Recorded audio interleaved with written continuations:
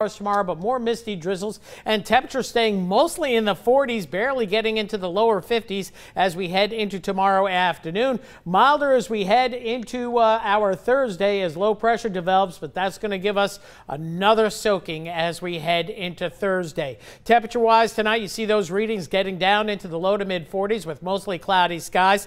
Low end rain chances at about 20% for shower activity, enough to wet the ground, but plenty of mist and drizzle out there, and that'll continue overnight tonight through tomorrow. And again, look at those temperatures tomorrow, upper 40s to lower 50s with a few scattered midday showers like what we had today. But the bigger rain's on the way for Thursday. We'll talk more about that, the rain totals, and that weekend forecast coming up in just a little bit. An Opelousas woman is in jail tonight after deputies say she shot her boyfriend in the back. The shooting happened at an apartment complex in the 2800 block of Highway 167.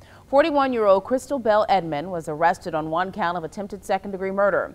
Investigators determined Bell Edmond and her boyfriend started arguing in a car, and that argument continued when they entered their house where the man was shot. Deputies say she then called them.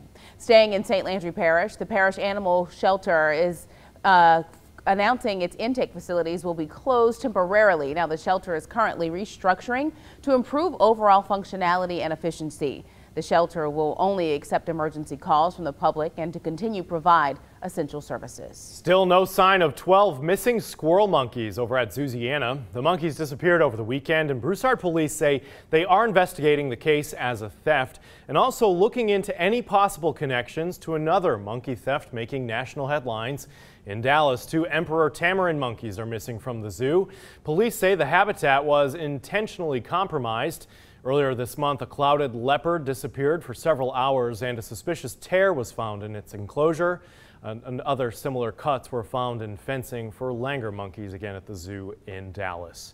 Tonight, some on Lafayette's north side will voice their opposition to plans to relocate the parish jail. No, it's a plan that's been in the works for several years. This is the site being eyed for the new jail. It's on West Willow Road near Abear Road. In 2021, the parish council gave the Guillory administration authority to buy the land. But we checked records with the assessor's office today, and there is no record that land has been purchased. Some Northside leaders say they have not been a part of the conversation and are urging the Guillory administration to find a different location. Number one, we're being told that it's going to come here. We've had no conversation with city officials. Even the city council representative for the area had no idea that this was planned for his district until he went to a parish council meeting. There's been no discussion with business leaders, with community organizations, with housing developers. Now, the NAACP is hosting a town hall meeting on this topic tonight. It gets started in just a few minutes at 5:30 at St. Anthony Catholic Church. More Ochsner patients can access medical services and information through an app. The My Ochsner app is now available for doctors and patients at Ochsner American Legion Hospital in Jennings. CEO Dana Williams says patients' medical histories will be stored in one place, making it accessible to doctors throughout the Ochsner system. You can download the app for free from Google Play or the Apple App Store. New Iberia is gearing up for the Bayou Mardi Gras Parade on Friday. 23 Mardi Gras floats, 9 marching bands, and 12 dance groups will be lined up on Ann Street starting at 7 o'clock. The parade will then roll down to the corner of Jefferson and Main Streets. Bring your Mardi Gras bags or your grocery bags and your plastic bags or your pillowcases and sacks and everything you need to put your throws in. There's going to be a huge amount of throws, beads, stuffed animals, so bring something that you can carry all the goodies back home in. Well, the 2023 Mardi Gras season officially underway, including the Bayou Mardi Gras Parade. This means this year's parades and balls are right around the corner. There are a few things to keep in mind over the weekend. In Jeff Davis Parish, the Lake Arthur Mardi Gras Ball is happening Saturday, February 4th. In St. Landry Parish, the Sunset Kids Wagon Parade is set for Sunday. And remember, the Bayou Mardi Gras Parade in Iberia Parish kicks off in just under 3 days. For a full list of Mardi Gras parades and balls, head over to KATC.com.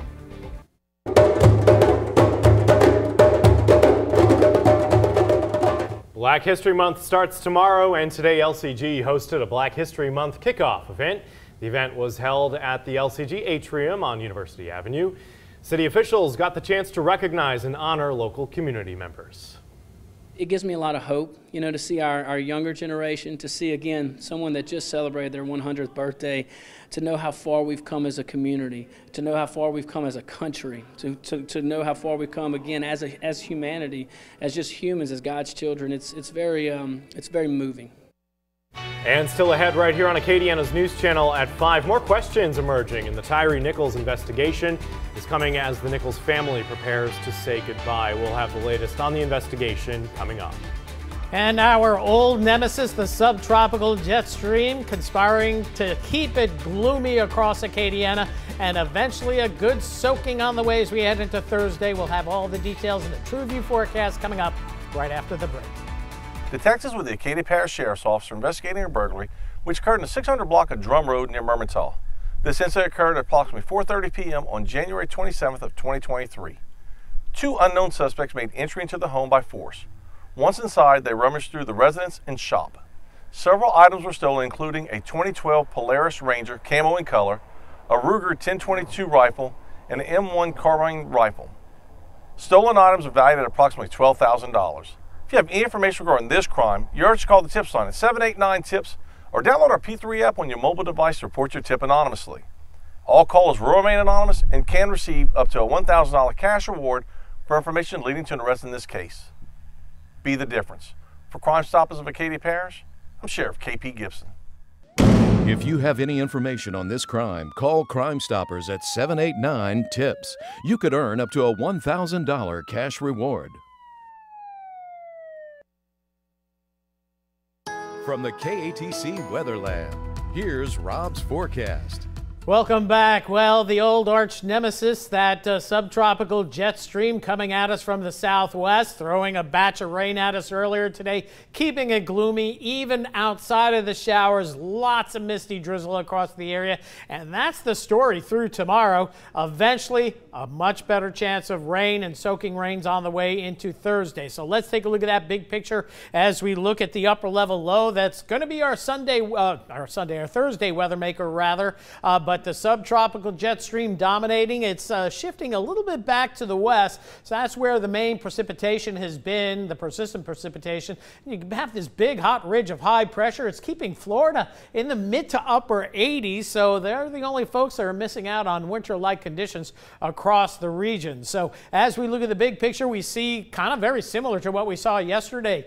Snow and freezing rain and sleet as you get into portions of Arkansas and then back across Texas. Anything here in the salmon color is sleet. Then you get into that purple. That's freezing rain. So we continue to have winter storm warnings across Texas and winter weather advisories all around us. But that cold air not getting here anytime soon. But we have chilled down our frontal boundary. If you look at the wind particles right here down along the coast, and still not making impacts down in St. Mary Parish, where temperatures got into the low to mid 70s this afternoon.